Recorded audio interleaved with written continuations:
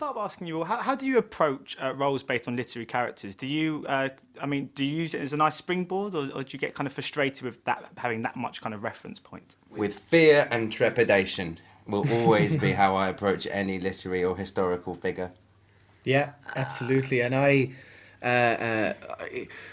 tend to, operate mainly out of instinct. That's kind of what I know about myself as an actor. And so it's great to have, a kind of a Bible of a book, but at the same time, it's best to be aware that your instincts might take you in a different direction. And that's what happened with this in some way.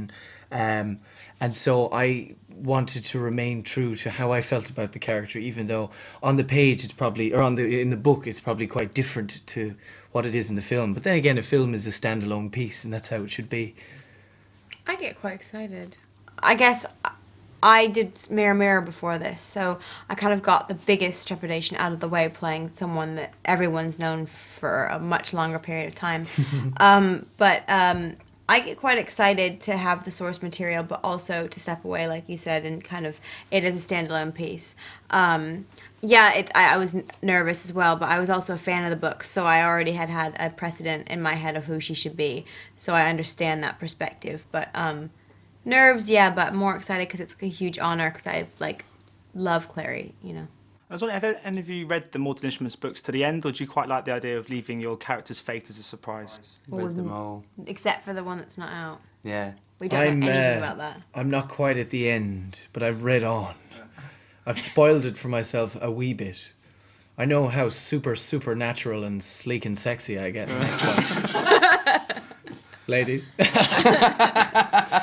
And Jamie, because you've been in the Harry Potter, the Twilight franchise, and now, of course, the Mortal Instruments, I was wondering, what is it that the Mortal Instruments brings to the kind of fantasy sort of film franchise world that the others haven't got? I suppose we're not trying to sort of recreate any iconic image of any sort of supernatural being. We're not, our movie and the book series isn't, set in a world of vampires and werewolves and sort of demonic beings, in the sense that that's who the main characters are. Our main characters are above anything, ultimately human.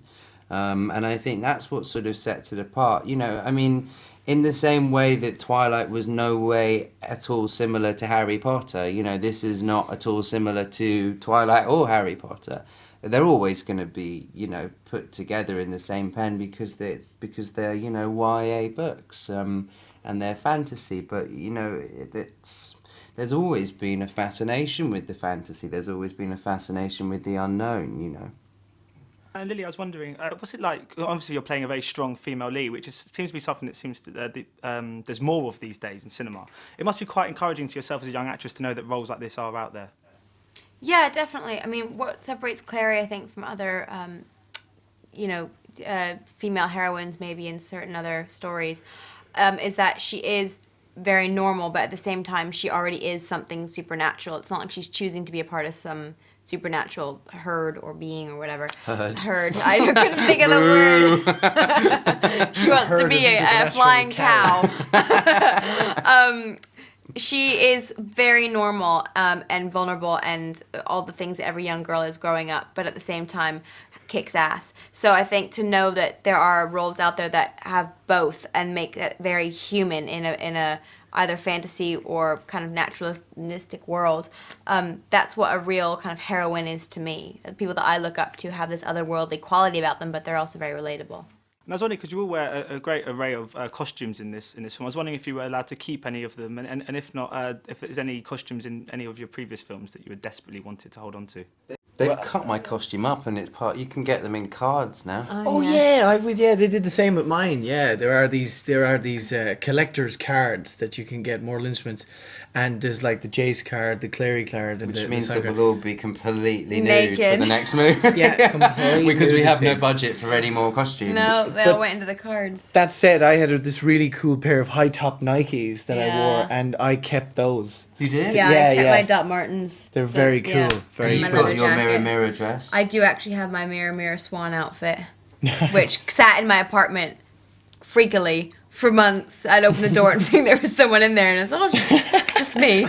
That now lives at my mom's house, even more creepily. I did a TV show when I was 16 called Foreign Exchange, right, for Irish television, and we were students in this school, and I kept the school jumper, I kept the school sweater with the emblem on it, and I don't know why I remember that, but it's He wears it on occasion. I keep a lot of costumes. I like keeping costumes. Yeah. I've kept the ring. I've got the Morgenstern ring.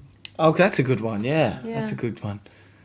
And I was just wondering as well, because the second one, how's it coming along? Have you started filming yet, and how are things? Next Yeah, month. Yeah, we're sort of just like waiting for it to go. Really, you know, people keep asking us what we want in the movie, but we're just waiting for sort of script to be locked and to get out there. Yeah. A great opportunity for those actors to be able to kind of revisit and sort of develop sort of characters that you know so well. And it's brilliant because, especially in the sequel of this, our characters take huge turns and twists and turns, and like for example, my guy, it was very much the normal eyes as well as Clary, Lily's character, who of course becomes badass and supernatural, or part angel in the first one. But my guy in the second one, he starts to join the other world in very different ways. So I'm taking this huge mad turn in the next one. So it's brilliant because you get to revisit a character, but you get to kind of create basically huge new aspects of a character and add it into that at the same time. Well, thank you so much for your time today. Thank you. Pleasure, sir. Thank you, Pleasure. man.